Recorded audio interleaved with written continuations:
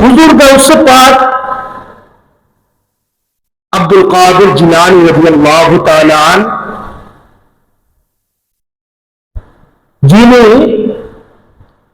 মায়ের গর্ভ থেকে মাদার জাত অলি,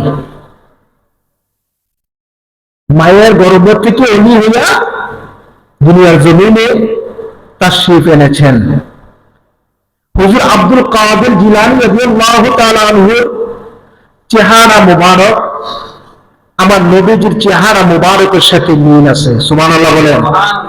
কারণ তিনি হাসাইন এবং হুসাইন রাদিয়াল্লাহু তাআলা আনহুর উভয় বংশের। সুবহানাল্লাহ বলেন। দুই রক্তের, মায়ের দিক দিয়ে বাবার দিক দিয়ে দুজনে আওলাদে রাসূল। হুজুর আব্দুল কাদের জিলানী রাদিয়াল্লাহু তাআলা এমন আল্লাহর একজন ওলি ছিলেন যিনি এমন ইবাদত বন্দেগী করতেন, এমন নামাজ পড়তেন, এমন নফল নামাজ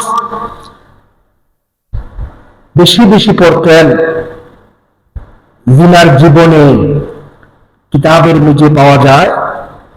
হুজুর আব্দুল কাদের জিলানী রাদিয়াল্লাহু তাআলা এশার নামাজের ওযু দিয়ে ফজরের নামাজ 40 বছর পড়েছেন। সুবহানাল্লাহ বলেন। কয় বছর? 40 বছর হুজুর আব্দুল কাদের জিলানী রাদিয়াল্লাহু তাআলা তিনি এশার ওযু দিয়ে ফজর নামাজ আদায় করেছেন।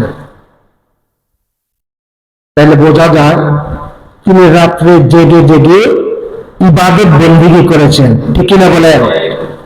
মানুষ যখন নিদ্রায় যায় তখন তার ওযু চলে যায়। কি যায়?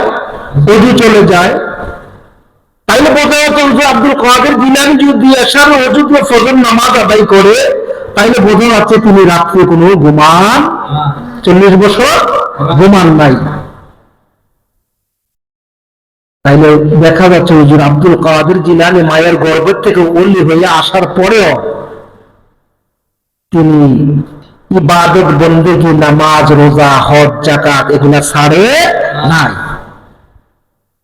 তাহলে হুজুর আব্দুল কাদের জিলানীর জীবনীর দ্বারা প্রমাণ পাওয়া যায় যে ওলি হইতে হলে তাইলে নামাজ, রোজা, হজ, যাকাত এগুলা ছাড়া যাবে না, আর এগুলা ছাইরা ওলি দাবি করা যাবে না।